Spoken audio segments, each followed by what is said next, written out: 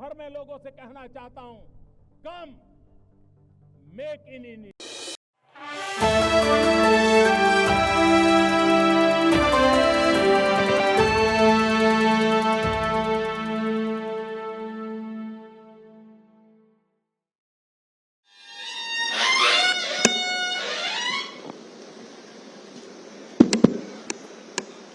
मेरे साथ बोलिए, भारत माता की। मंच पर उपस्थित महाराष्ट्र प्रदेश भारतीय जनता पार्टी के अध्यक्ष महोदय, महाराष्ट्र के यशस्वी और लोकप्रिय मुख्यमंत्री श्रीमान देवेंद्र फडणवीस जी, मंच पर बैठे हुए महाराष्ट्र और मुंबई भारतीय जनता पार्टी के पूर्व अध्यक्ष, राज्य सरकार के वरिष्ठ मंत्रीगण, उपस्थित सभी प्रमुख कार्यकर्ता, आप सभी को मनपूर्वक मैं प्रणाम करना चाहता हूं। जब मैं यहां आया हूं और ऐसे शुभ मौके पर आया हूं, तब छत्रपति शिवाजी महाराज और पुण्य श्लोक अहिल्याबाई की स्मृति को भी प्रणाम कर कर मेरी बात की शुरुआत करना चाहता हूं। मित्रों, आज हम सभी भारतीय जनता पार्टी के कार्यकर्ताओं के लिए और विशेषकर महाराष्ट्र भारतीय जनता पार्टी के कार्यकर्ताओं के लिए बड़ा शुभ दिन है, क्योंकि आज महाराष्ट्र प्रदेश भाजपा अपने नए कार्यालय का भूमि पूजन कर कर इतिहास में एक नई शुरुआत करने जा रहा है। जब से हमारी पार्टी की स्थापना हुई, तब से 1950 से लेकर 2025 तक भारतीय जनता पार्टी के हर छोटे मोटे कार्यकर्ता से लेकर बड़े से बड़े नेता तक हम सबको मालूम है कि कार्यालय हम सबके लिए मंदिर होता है और कार्यालय में ही हमारे काम का आलय होता है। कार्यालय में ही हमारे पार्टी के सिद्धांत संरक्षित और संवर्धित होते हैं। कार्यालय में ही एक शुभेच्छक को कार्यकर्ता बनने की कॉलेज चलती है। कार्यालय में ही हमारे कार्यकर्ता का प्रैक्टिकल प्रशिक्षण होता है। बाकी सारे पार्टियों के लिए कार्यालय एक ऑफिस हो सकता है, परंतु भारतीय जनता पार्टी के कार्यकर्ताओं के लिए कार्यालय मंदिर से जरा भी कम नहीं। हमने हमेशा, जब से जनसंघ की स्थापना हुई तब से लेकर आज तक, संगठन के आधार पर राजनीतिक पार्टी चलाने के विचार को स्वीकार किया। हमने हमेशा सिद्धांत के आधार पर हमारी नीतियों को गढ़ा है और हमने हमेशा भारत और भारत के लोगों के हित के लिए कड़े से कड़े संघर्ष भी किए। ये तीनों उद्देश्य परिपूर्ति जहां पर होती है, उसका नाम है भारतीय जनता पार्टी का कार्यालय। और मैं प्रदेश अध्यक्ष जी देवेंद्र जी, सभी पूर्व अध्यक्ष और महाराष्ट्र भर के सभी कार्यकर्ताओं को मनपूर्वक साधुवाद देना चाहता हूं, क्योंकि अब महाराष्ट्र में बीजेपी पार्टी, भाजपा, ये किसी बैसाखी के आधार पर नहीं चलती, अपने बूते पर खड़ी। भारत की राजनीति में जिस तरह से भारतीय जनता पार्टी का अस्तित्व और भारतीय जनता पार्टी के सिद्धांत एक अमिट स्थान रखते हैं, उसी तरह से अब महाराष्ट्र में भी भारतीय जनता पार्टी महाराष्ट्र के राजनीतिक क्षेत्र के एक मजबूत हस्ताक्षर है, इसमें कोई ना नहीं बोल।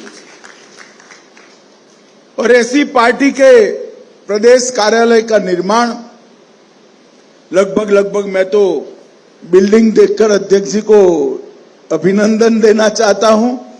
55,000 स्क्वायर फुट का एक कार्यालय जिसमें लाइब्रेरी भी है, 6 मीटिंग रूम भी है, कॉन्फ्रेंस रूम भी है, 400 सीट का ऑडिटोरियम भी है और सबसे विशेष प्रदेश अध्यक्ष का ऑफिस तो है ही है, मुख्यमंत्री का भी ऑफिस बनाया है, जो हमेशा मुख्यमंत्री जी को याद कराएगा कि महाराष्ट्र का मुख्यमंत्री एक कार्यालय से ही चुनकर महाराष्ट्र शासन की धुरा संभालेगा। Multi level basement parking, medical centre, reception, waiting lounge और मेरे जैसे कार्यकर्ताओं के रहने के लिए मैंने देवेंद्र जी को कहा है 3-4 कमरे भी जरूर बनाना भैया, जिससे हमारे कार्यकर्ता कार्यालय में रह पाए। मित्रों, मुझे बहुत आनंद है कि महाराष्ट्र प्रदेश भारतीय जनता पार्टी न केवल महाराष्ट्र में मजबूत हुई, महाराष्ट्र प्रदेश भाजपा ने अपनी परंपराओं को भी याद रखा है और इस स्मरण को अपनी कृति से साबित करने का भी काम किया है। यही भूमि है जब जनसंघ के जनता पार्टी के विलय के बाद भारतीय जनता पार्टी बनी 1980 में, तब अटल जी ने कहा था अंधेरा छटेगा, कमल खिलेगा।